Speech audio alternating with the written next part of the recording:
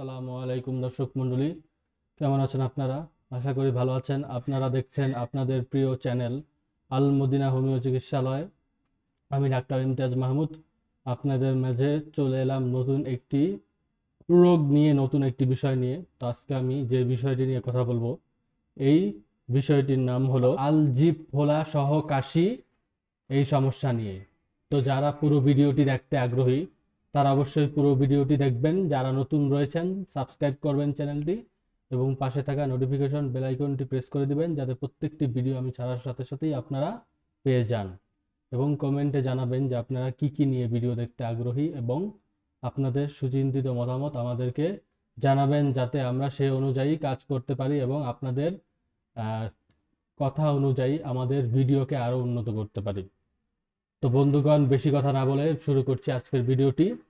তো বন্ধুগণ, আজকে আমি যে বিষয় নিয়ে আলোচনা করব, এই বিষয়টি হলো আলজিভ ফোলা সহ কাশি। আলজিভ ফোলা সহ কাশি, এই সমস্যাটি নিয়ে আজকে আমি কিছু কথা বলবো।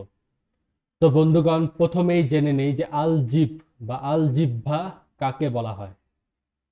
তো বন্ধুগণ, আমাদের মুখ গহ্বরের ভিতরে অনেক অর্গান রয়েছে, সেরকমই একটি অর্গান হলো আলজিহ্বা, বা যাকে টাং বলা হয়।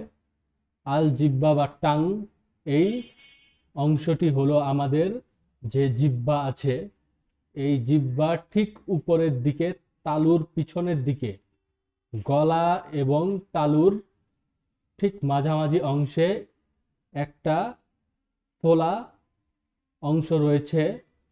এটি দেখতে অনেকটা টিউমারের মতো দেখা যায়। এই অংশটাকেই সাধারণত আলজিহ্বা বলা হয়। এই আলজিহ্বা সাধারণত আমাদের খাদ্য পরিপাকে সহায়তা করে থাকে। তার পাশাপাশি আমাদের মুখের নানা রকম রোগবালাই থেকে এই অর্গানটি আমাদের রক্ষা করে থাকে। তো বন্ধুগণ, নানা কারণে এই আলজিহ্বা ফুলে যায়।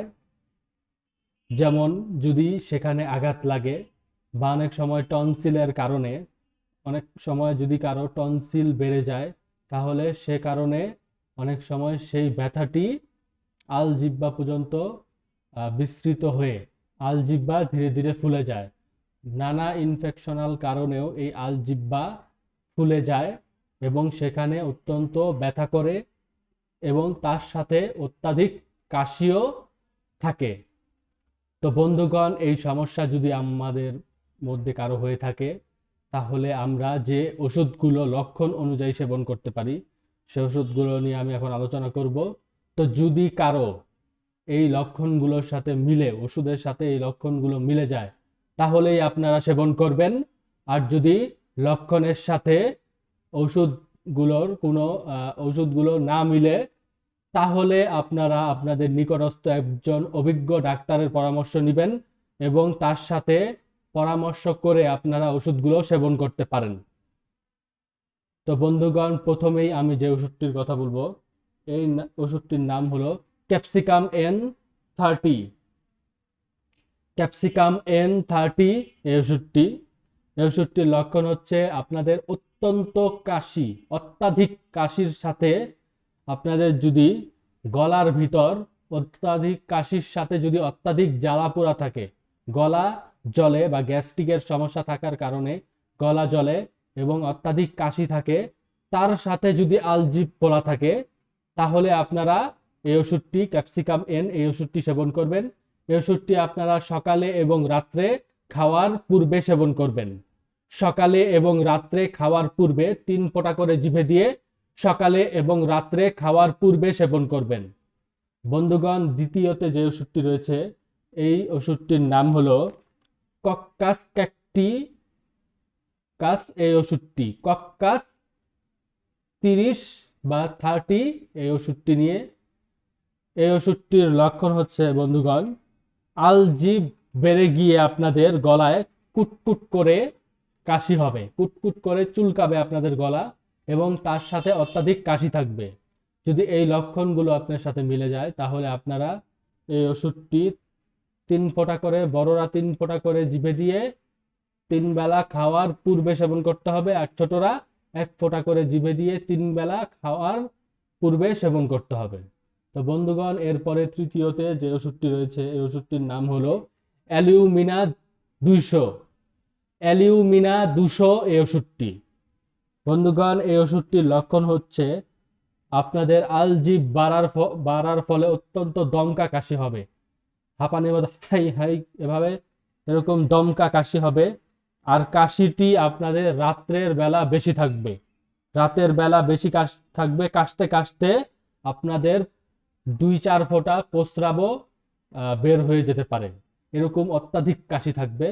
তার ফলে আপনারা এই ওষুধটি সেবন করবেন। আশা করি এই ওষুধটি সেবন করলে আপনারা কিছুটা উপকৃত হবেন।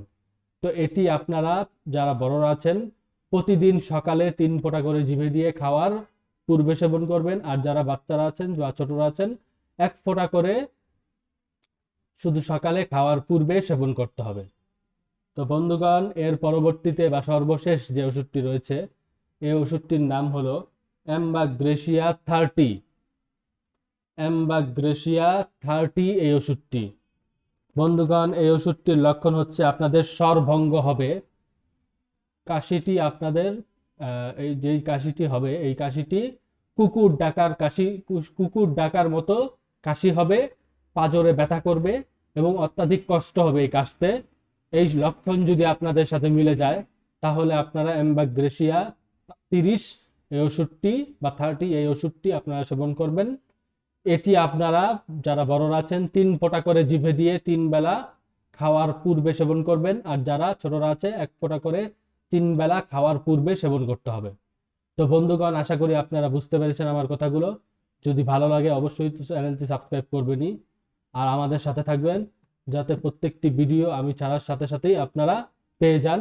এবং আপনাদের সুচিন্তিত মতামত আপনারা আমাদেরকে কমেন্ট বক্সের মাধ্যমে কমেন্টে জানাবেন এবং চ্যানেলটি যাতে এগিয়ে যায় এর জন্য লাইক দিবেন বেশি বেশি, যাতে আমরা আরো উদ্বুদ্ধ হই আরো নতুন নতুন ভিডিও আপনাদের মাঝে নিয়ে আসতে।